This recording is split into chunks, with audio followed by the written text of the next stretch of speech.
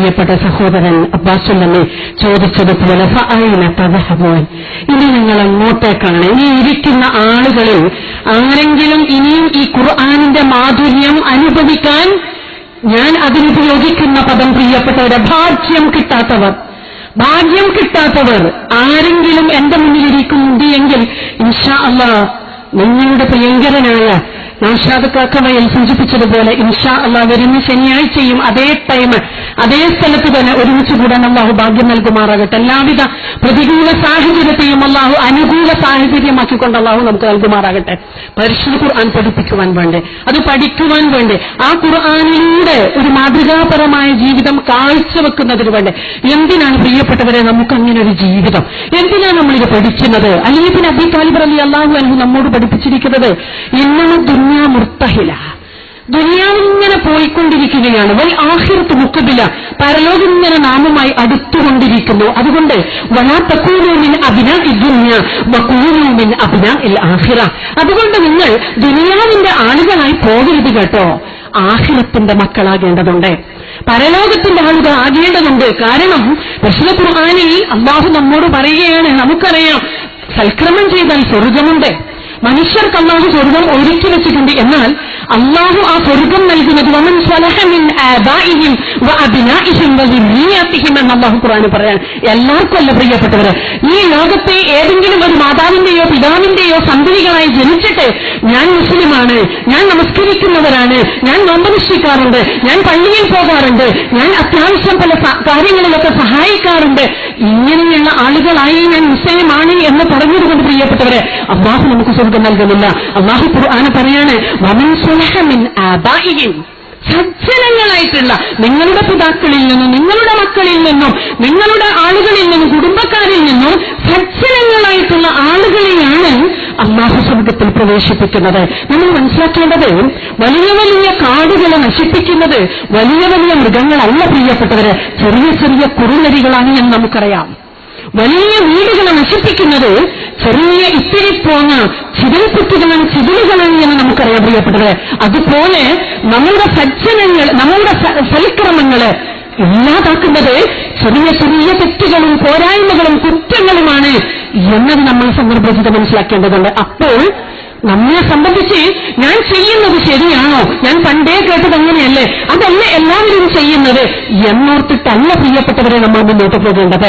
മറിച്ച് ഇതാണ് ശരി, ഇതാണ് അല്ലാഹു പഠിപ്പിച്ചത്, ഞാൻ ആ കർമ്മം ചെയ്യാൻ പാടില്ല, അത് തിന്മയാണ്, ആ തിന്മ എന്നെ കത്തിച്ചൊലിക്കുന്ന നരകത്തിലേക്ക് എത്തിക്കും. അതെ, അപ്പോൾ ഏതാണ് ശരി, ഏതാണ് നന്മ, ഏതാണ് തിന്മ, ഏതാണ് സദാചാരം, ഏതാണ് ദുരാചാരം, ഏതാണ് ശരി, ഏതാണ് തെറ്റ്, ഇത് പരസ്പരം തിരിച്ചറിയുവാൻ പ്രിയപ്പെട്ടവരെ പടച്ചിറപ്പ് നമുക്ക് തലച്ചോറ് തന്നിട്ടില്ല. നമ്മൾ മനസ്സിലാക്കേണ്ടതുണ്ട്, അല്ലാഹു നമുക്ക് തന്നിരിക്കുന്നത് തലച്ചോറാണ്, ചിന്തിക്കാനുള്ള കഴിവ്. നോക്കൂ, അഹ്ദുൽ കർണിയുടെ ഗ്രന്ഥത്തിൽ അദ്ദേഹം ഒരു കഥ പഠിപ്പിക്കുന്നുണ്ടായിരുന്നു. ആ കഥ ഒരു കുതിരയോട് ഒരു കഴുത ചോദിക്കുന്ന ഒരു ചോദ്യമാണ്. കഴുത ചോദിക്കുന്നു, കുതിരേ, നീ എന്തിനാ ഇത്രമാത്രം ഊർജത്തോടെ വേഗതയോടെ ശക്തിയോടെ ഇങ്ങനെ ഓടിയിട്ട് നിന്റെ ശരീരത്തെ നീ ക്ഷീണിപ്പിക്കുന്നത്? ഞാൻ ഓടുന്നത് പോലെ, ഞാൻ നടക്കുന്നത് പോലെ സാവകാശം നടന്ന് നിന്റെ എനിക്കെന്റെ ശരീരത്തിനൊരു ക്ഷീണമില്ലാതെ ഞാൻ ശ്രദ്ധിക്കുന്നത് പോലെ കുതിരെ നിനക്ക് നടന്നുകൂടെ എന്ന് കഴുത കുതിരയോട് ചോദിച്ചപ്പോൾ കുതിര ഒന്നുകൂടി ആ ശരീരം ഒന്നുകൂടി എടുത്തു പിടിച്ചിട്ട് പറയാണ്, അതെ, ഞാൻ ഊർജത്തോടുകൂടി വളരെ ശക്തിയോടുകൂടി ഞാൻ ഓടുന്നത് കൊണ്ടാണ് എന്റെ പുറത്തെ കുതിരപ്പുറത്തെ, അതെ, ആര് രാജാക്കന്മാരും പ്രഭുക്കന്മാരും കയറിയിരിക്കുന്നത്. കഴുതേ, എന്റെ പുറത്ത് കയറുന്നത് വിറകുകെട്ടികളും അവശിഷ്ടങ്ങളുമാണല്ലോ. അതേപോലെ അദ്ദേഹം ഒരു കഥയും കൂടി ഓർമ്മിപ്പിച്ചത് ഒരു കുറുനരി സിംഹത്തോട് പങ്കുവച്ചൊരു കാര്യമാണ്. കുറുനരി ചോദിക്കുന്നു, സിംഹമേ, ഞാൻ ഇവിടെ അടങ്ങി ഒതുങ്ങി ഏതെങ്കിലും മൂലയിൽ എവിടെയെങ്കിലും ഇരുന്നാൽ എനിക്കുള്ള ഭക്ഷണം, അതെ, അവശിഷ്ടങ്ങളും ശവങ്ങളും ഇതൊക്കെ ഇരുന്നിടത്ത് നിന്ന് തിന്ന് എന്റെ ശരീരമൊക്കെ തടിച്ചു കൊഴുക്കുന്നത് നീ കാണുന്നില്ലേ? നിനക്ക് ഒരു നേരത്തെ ഭക്ഷണം കിട്ടണമെങ്കിൽ നീ ഏതെങ്കിലും ഒരു കാട്ടിലൊക്കെ പോയി ഒരുപാട് അധ്വാനിച്ചിട്ട് വേണ്ടേ നിനക്കൊരു നേരത്തെ ഭക്ഷണം കിട്ടാൻ എന്ന് ആ കുറുനരി സിംഹത്തോട് ചോദിച്ചപ്പോൾ സിംഹവും തിരിച്ചു പറയുന്നു, അതെ, നീ ഇരുന്നിടത്ത് നിന്ന് തിന്നുന്നത് ഏതാണ്? ശവവും ആരെങ്കിലും തിന്നു ബാക്കിയാക്കി വെച്ച അവശിഷ്ടവുമാണ് കേട്ടോ. ഞാൻ ജീവനുള്ള മൃഗത്തെ വേട്ടയാടി പിടിക്കുന്നു. പ്രിയപ്പെട്ടവരെ, ഈ ഗ്രന്ഥകാരൻ ഈ രണ്ട് കഥ നമ്മുടെ മുന്നിൽ തന്നിരിക്കുന്നത് ഈ കേവലം ഒരു വിശ്വാസി ഒരു കഴുതയോ ഒരു കുറുനരിയോ ആയിപ്പോകരുത്. തരം താണ് ചിന്തിക്കുന്ന, ഒന്നും അധ്വാനിക്കാതെ എനിക്ക് എന്തെങ്കിലും ഒന്ന് ചെയ്തു, രാവിലെ ആയാൽ അതെ വൈകുന്നേരമാകുമല്ലോ, വൈകുന്നേരമായാൽ രാത്രി, പിന്നെയും പ്രഭാതം പൊട്ടി വിടണം. എന്ത് രാവിലെ അതങ്ങനെ ജീവിച്ചു. ദൈവം അല്ലെങ്കിൽ പടച്ചറബ് എനിക്ക് തന്ന ആയുസ് അതെത്ര കാലമാണ്, അങ്ങനെ ജീവിച്ചു തീർക്കാം. വിളിച്ച കല്യാണത്തിനൊക്കെ പോകണം, അതൊക്കെ അങ്ങ് സജീവമായി. പടച്ചോൻ 2-3 മക്കളെ തന്നിട്ടുണ്ട്. അങ്ങനെ അങ്ങ് ജീവിച്ച് സമയം കിട്ടുമ്പോഴൊക്കെ ഒന്ന് നിസ്കരിച്ച്, ആ റമദാനല്ലേ നേരത്തെ നമ്മുടെ അനുപമൻ, അതായത് ഒരു സഹോദരൻ പങ്കുവെച്ച പോലെ നിസ്കരിച്ചിട്ട് അങ്ങനെ എപ്പോഴെങ്കിലും ഒന്ന് നോമ്പ്, പറാത്ത് വരുമ്പോൾ നോമ്പ്, ഈ രൂപത്തിൽ എന്തെങ്കിലും കാട്ടിക്കൂട്ടുന്ന ഈ കഴുതയെ പോലെയോ ഈ കുറുനരിയെ പോലെയോ ചിന്തിക്കാനല്ല പ്രിയപ്പെട്ടവരെ പഠിപ്പിക്കുന്നത്. ഒരു വിശ്വാസി ആരോഗണം എന്നാണ് ആ കഥ പഠിപ്പിക്കുന്നത്. കുതിരയെ പോലെ ഉയർന്നു ചിന്തിക്കുന്ന ഊർജ്ജസ്വലനായിക്കൊണ്ട് ശക്തിയോടുകൂടി ഈ ഭൂലോകത്ത് നിന്ന് എനിക്ക് എന്തെല്ലാം ചെയ്യാൻ സാധിക്കും, ആ സിംഹത്തിനുള്ള ശൈര്യവും ആ കുതിരക്കുള്ള ശക്തിയും അതിന്റെ ഊർജ്ജവും ഊർജ്ജസ്വലമായിക്കൊണ്ട് എന്തിനാണ് പ്രിയപ്പെട്ടവര് നമ്മൾ മനസ്സിലാക്കേണ്ടത്? ഈ കഴിവ്, ഈ ആരോഗ്യം, ഈ ശക്തി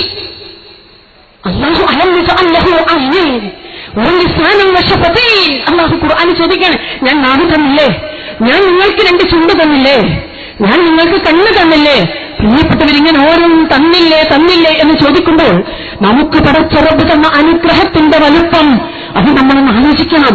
ഈ ശരീരവും ഈ കഴിവും ഇതൊക്കെ തന്നിട്ട് ഇതൊന്നും ഉപയോഗപ്പെടുത്താതെ നമുക്ക് പടച്ചറബ് തന്ന നമ്മുടെ കഴിവുകളും നമ്മുടെ ഓരോ അറിവും, അത് ഒരു വിശ്വാസി അവർ അറിവ് നേടുകയും അവർ വിശ്വസിക്കുകയും അറിവ് നേടുകയും ചെയ്യുന്ന ആളുകളെ അല്ലാഹു ഉയർത്തുന്നു എന്ന് ഖുർആനിൽ അല്ലാഹു പഠിപ്പിക്കുകയാണ്. ഇനി എന്തൊക്കെയോ നേടിയിട്ടുണ്ട്, ശരിയും തെറ്റും നമുക്കറിയാം. പക്ഷേ ദുനിയാവിനോടുള്ള ഇച്ഛയും താല്പര്യവും നിമിത്തം അല്ലാഹു പറയാണ് ഖുർആനിലെ ഞാൻ ഉദ്ദേശിക്കുകയാണെങ്കിൽ അതെ ഈ ലോകത്ത് പടച്ചറബ് സൃഷ്ടിക്കുന്ന മുഴുവൻ മനുഷ്യരെയും അല്ലാഹു ഉയർത്തും എന്നാണ്.